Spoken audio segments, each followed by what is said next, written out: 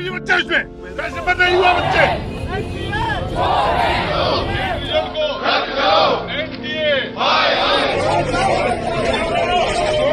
इतने साल से पेपर चल रहा है, अचानक पहले ही साल ऐसा कैसा होता है कि इतने सारे सेंटर में टाइम लॉस हुआ, सबने पिटीशन फाइल की।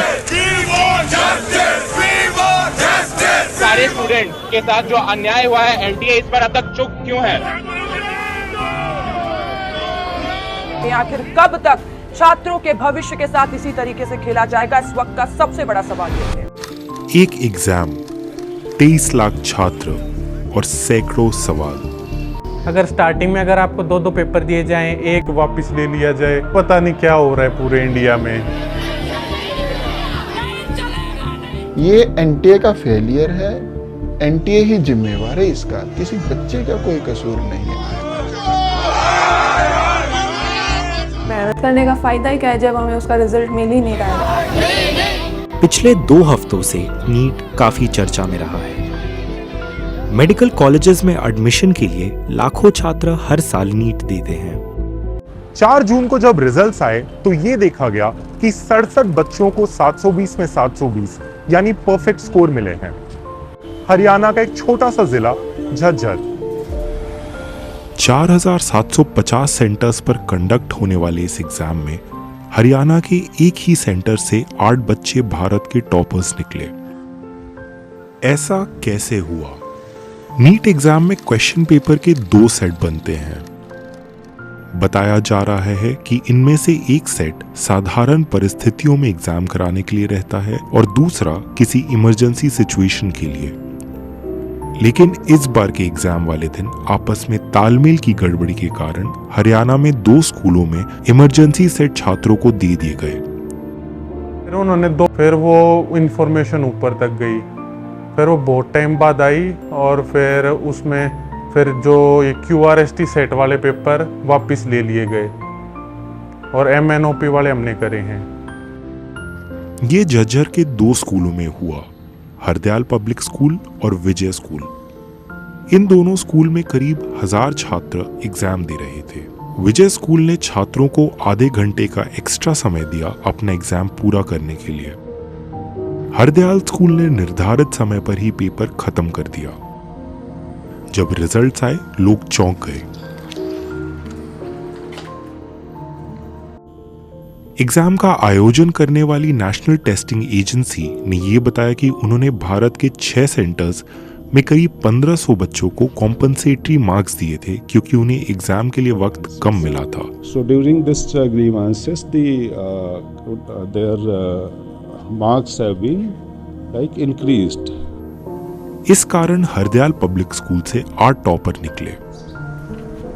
यश कटारिया उनमें से एक है।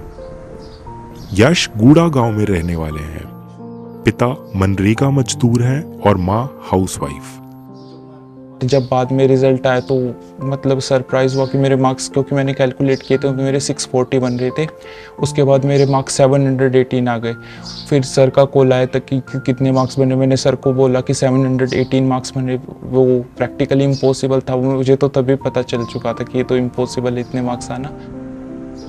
रिजल्ट्स के कुछ दिन बाद ही एनटीए ने कहा कि उनसे कॉम्पनसेटरी मार्क्स देने की प्रक्रिया में कुछ खामियां रह गई थी, इसलिए वो इसे वापस ले रहे हैं।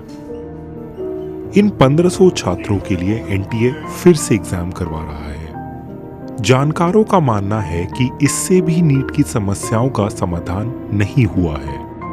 Every time we discuss the 1563 students, we're doing disservice to the conversation of what exactly happened at the NEET examination. NTA wants us to discuss only the 1563.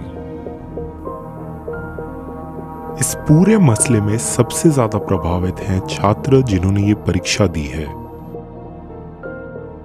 मेरे इस साल के जो मार्क्स हैं वो 641 है और इन मार्क्स पे मेरी इस साल रैंक आई है 38,000। लेकिन अगर यही मार्क्स मेरे पिछले साल रहे होते तो उसमें मेरी रैंक आती है अप्रोक्स 9,000, जिसमें सिलेक्शन हो जाता मेरा टॉप कॉलेज में। लेकिन इस साल ऐसे कोई उम्मीद नहीं है कि मेरा सिलेक्शन होगा, तो मेंटल स्टेबिलिटी इससे बहुत ज़्यादा अफेक्टेड होती है। जो रीनीट हो भी रहा है वो उसमें टाइम काफ़ी कम दिया। उस लेवल की प्रिपरेशन करना जो मेरी 5th ऑफ मई को थी, तो दैट इज़ थोड़ा सा टफ है कि 9 डेज में सारे सिलेबस को फिर से रिवाइज करना। कॉम्पनसेटरी मार्क्स सिर्फ एक पहलू था नीट की कई समस्याओं का। 5 मई जिस दिन एग्जाम हुआ था, उसी दिन बिहार पुलिस ने एक FIR दर्ज की कि उन्हें खबर मिली है कि क्वेश्चन पेपर लीक हो गया है। इस मामले में पुलिस की जांच जारी है और 13 लोग भी गिरफ्तार हैं। मीडिया रिपोर्ट्स के मुताबिक 4 गिरफ्तार लोगों ने ये कबूल किया कि उन्हें क्वेश्चन पेपर एग्जाम के एक रात पहले मिल गए थे और उन्हें आंसर रटवा दिए गए थे।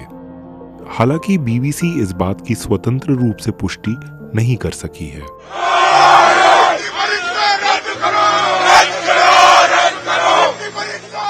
गुजरात के गोधरा में भी 5 लोग गिरफ्तार हुए हैं।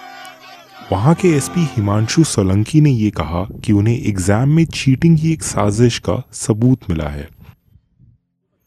जानकारों का यह मानना है कि ये पूरी घटना NTA की एग्जाम करवाने की क्षमता पर भी सवाल उठाती है।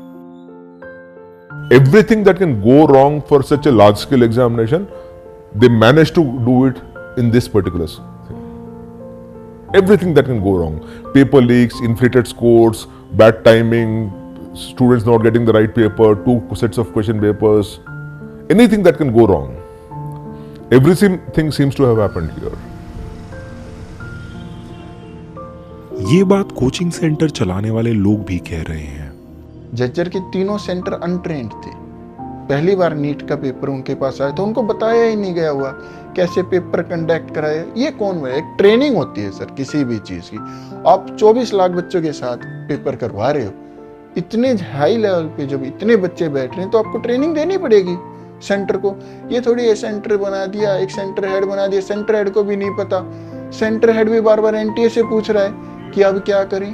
भुगत कौन रहा है? भुगत बच्चा रहा है। उस दिन से बच्चा रोड पे आ रखा है, बच्चा प्रोटेस्ट करने लग रहा है अपनी मांग को लेके।